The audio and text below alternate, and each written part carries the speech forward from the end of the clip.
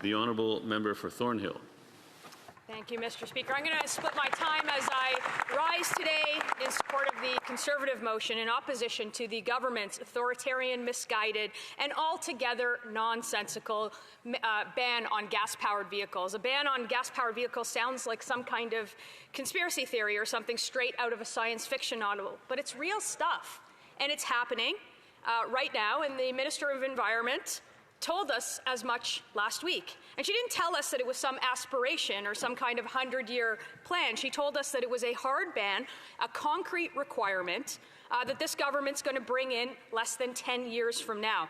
So we know that members across the way like to think while wearing their radical thinking caps or their CN Tower climbing jumpsuits. Let's take them off for 1 second and really consider what a policy like this does for Canadians and the Canadian economy. It would mean that we would need to have nearly 700,000 charging ports from coast to coast in less than a decade. We have 60,000 right now. And get this, in 2024, last year, the government managed to install fewer chargers than it did the year before. And apparently the only thing moving slower than those electric vehicle charging construction of those stations is the government email mandating them. This ban would also mean that $600 billion would have to be prepared in infrastructure, would have to be spent. That's over $11,000 for every single car on the road at the moment. And it would mean even lower car sales, lost jobs, higher auto prices, and the misery for consumers and workers alike. And that's not according to me. That's according to the CEOs of some of the largest automakers in Canada. Canadian economists and the nonpartisan number crunchers say that this ban would cost us 38,000 jobs if the sector remains operational at all. The boots on the ground, the people who make the cars, purchase the parts, navigate the international trading relationship, say a move like this would take us out of alignment with key trading partners like the U.S. In an integrated North American market, threatening our position in the supply chain and the global economy. And let's not forget, the Liberals want to do all of this at a time where our auto sector is already menaced by tariffs south of the border, while we're already losing jobs left, right, and centre. The Globe and Mail reported more today. And while Canadians are still reeling from the worst inflation in 4 decades. Add an industrial carbon tax to this, and now you've got a recipe for uncompetitiveness, all while preaching the bravado of an elbows up. And Canadians can't even think about putting food on the table, finding a place to live, or frankly, I think the last thing on their mind is putting a new Tesla in the driveway. But the government's going to come in with another job-killing mandate, another burden on consumers in the economy, all because they know better than you do. I don't think that the Environment Minister has taken any time to think about these mandates in a real way, and I know that her accomplice, the Heritage Minister, who actually brought these mandates into place, hasn't either. This is what you get when you govern by vibes instead of governing by logic and reason. Canadians have certainly got used to this from these Liberals, but even by established standards, this ban deserves some kind of award in creative governance. A deeper dive into the program, Mr. Speaker, and the inconsistencies and lack of oversight, you end up with just plain lunacy. And I think the Canadians watching this at home have no idea that this is happening. And this is a plot twist that nobody saw coming except for every single automaker in the industry. The federal electric vehicle rebate program just ran out of money. 2 months early, poof, gone, vanished, just like that. But the sales mandates, they are still in place. Look, it's like telling Canadians that they have to eat nothing but steak for dinner every night and simultaneously taking away their grocery budget and calling it a climate plan. Automakers, dealers, and consumers were, shockingly not thrilled to find out that the $5,000 rebate evaporated all overnight, and some poor souls even went to the dealership expecting that rebate and didn't get it when they were in line to buy their electric cars. And look, I'm not a fan of the rebate to begin with, but nothing says stable investment climate like a last-minute pullback of a rebate that Canadians thought they were getting. And let's not forget the nearly $31 billion in subsidies that were handed out to foreign automakers and battery manufacturers, all whom are already going bust in a really big way, and billions for multinational corporations and their executives, and heaven forbid a consumer gets $5,000 to buy one of these things. So the new economic model that the Liberals always think about is subsidize the company that builds the product and then subsidize the consumer that buys it and hope that nobody notices that the math actually doesn't add up. You can't prop up both ends of the seesaw forever. Eventually, someone is going to want a product and that the government can't give you a check for, and markets won't work on that basis when Ottawa plays both the buyer and the seller in all of this. In Ottawa's mind, the electric vehicle revolution is not happening because they said so. It's incentives, like that's not their problem. Infrastructure, also somebody else's problem. Communication, that seems optional for them. But the mandates, those are very, very real, and they are sticking to them. The result is that automakers will face penalties for not selling enough electric vehicles, consumers will face higher prices, and dealers will face unsellable inventory. They've told us as much. They've told this government as much. And Ottawa will face absolutely no accountability for any of it. And what's more, Mr. Speaker, is that the liberty and freedom of choice that is guaranteed to every single Canadian vanishes with each passing decision. It's replaced by a government that thinks they know best about what you should eat or what you should drink or how you should drink it or what should you use to drink it. And yes, what kind of car you should drive. So for those watching this at home, the government doesn't want you to drive your gas-powered car anymore. They've decided that there is a mandate that everybody drives an electric car, and it's insanity. The bureaucrats and the middle managers and the members of Parliament and the ministers of this government, they think they know better than Canadian consumers, and they want to make those decisions from Ottawa. And they think they should be in control of every aspect of your life. And we've seen this show happening before. We know how it ends. You take your pick. It's a mandate, or it's a carbon tax, or it's some weird DEI quota, it's plastic straws, you name it. This government believes that they can control your life better than you can. They can make the decisions better than Canadians can, better than they can for themselves. And we get significantly worse outcomes. In fact, they backtrack on some of those outcomes.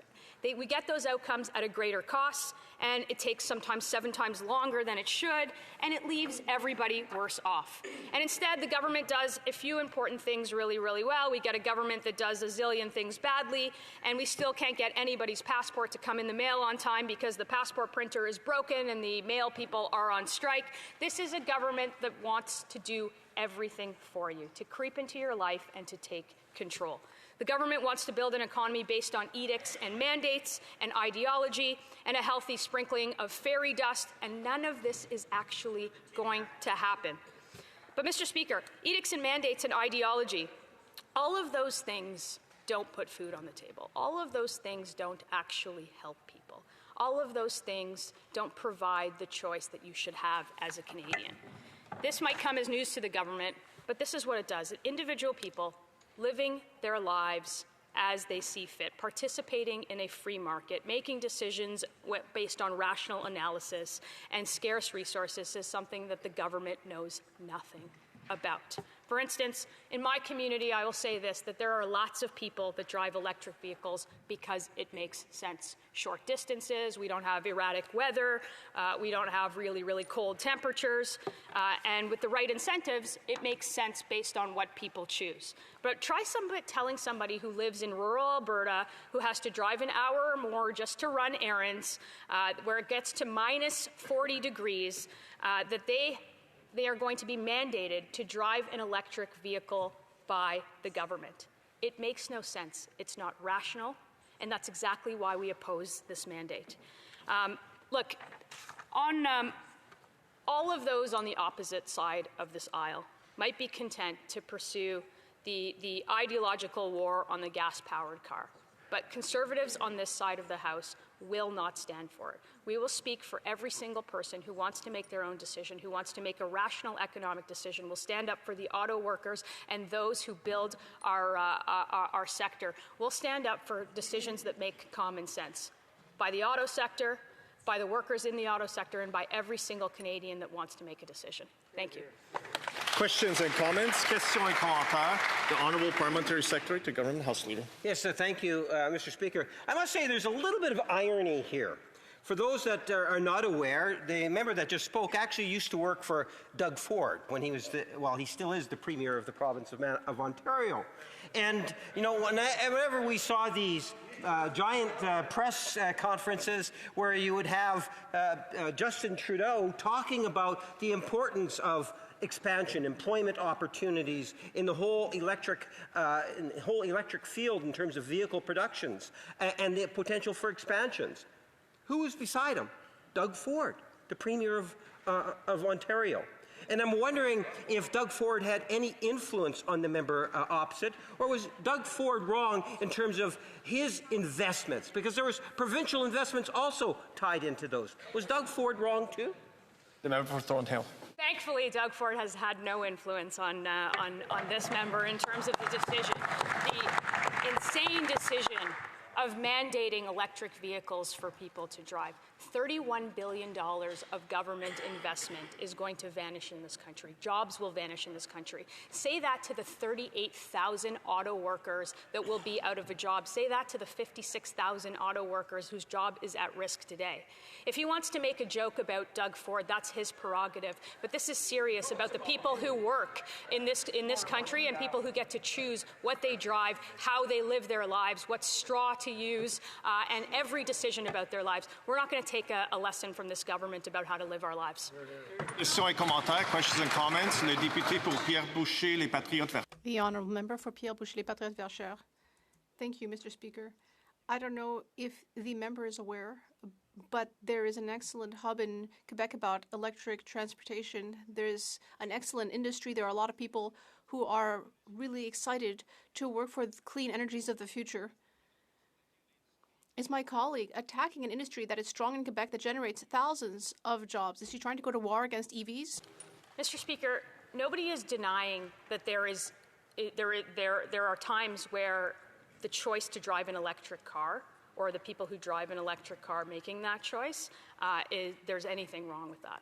What is wrong with that is that you're mandating everybody to drive an mandating everybody to drive an electric car rather than a gas-powered car, rather than their choice. The decision has to make economic sense. It has to make sense for the driver, and it has to make sense for the Canadian economy. That's what we're saying here today. And comments, questions et commentaires. The member for Simcoe Grey. Thank you, Mr. Speaker, and I want to thank my colleague for that wonderful speech. Honda Canada was in my riding to this latest election and redistribution, dealt with them all the time, and thanks for pointing out the importance of those jobs. I remember Stephen Harper back, I was a mayor before, prior to my time here, introduced the gas tax, and that, for a lot of municipalities, was dedicated funding for roads and bridges, and I know how important it was, especially for the rural areas at that time. So my question to the members, do they think that this is ridiculous and all the companies know it, all the manufacturers know it? Does she believe that this is going to go the same route as the carbon tax, and that the government, the Liberal government, will try and sell it, and at the end, the reality is it just makes absolutely no sense? For Thornhill.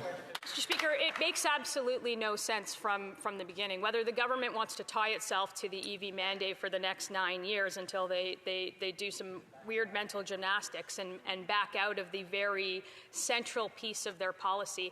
The very fact that Canadians can't choose, and the very fact that it doesn't make economic sense, particularly in that member's riding, for anybody to drive an EV. It takes a good couple of hours to get around his riding. I suspect the charging infrastructure is not there. It won't be there. These guys are married to a plan that doesn't work. And I suspect that while they get bonked over the head with it for the next couple of years, they will have a reversal, just like they did on the carbon tax when Conservatives pushed them to drop it. Question and comments. We have time for a short question. The member for Courtney Alberni. Mr. Speaker, one thing I agree with my colleague is when incentives are on the table, they should be honored, and that's certainly something we agree on. But, Mr. Speaker, I'm going to talk a bit about Norway. Norway, 88.9% of all new vehicle sales are EVs, Mr. Speaker, and they're a cold country. A lot of it's very rural. They're going to be at 100% by the end of this year. So through you, Mr. Speaker, to my colleague, why do Conservatives constantly cite that it's undoable, it's impossible, when other countries around the world take action when it comes to protecting the environment and on climate change? The member for Certainly not going to take lessons from that member and his party who supported this government all the way through, only to sit with 7 people in opposition. But here is the point. Mr. Speaker, you cannot force people to do something that is against their economic interest. That's what we'll stand for every day in this House.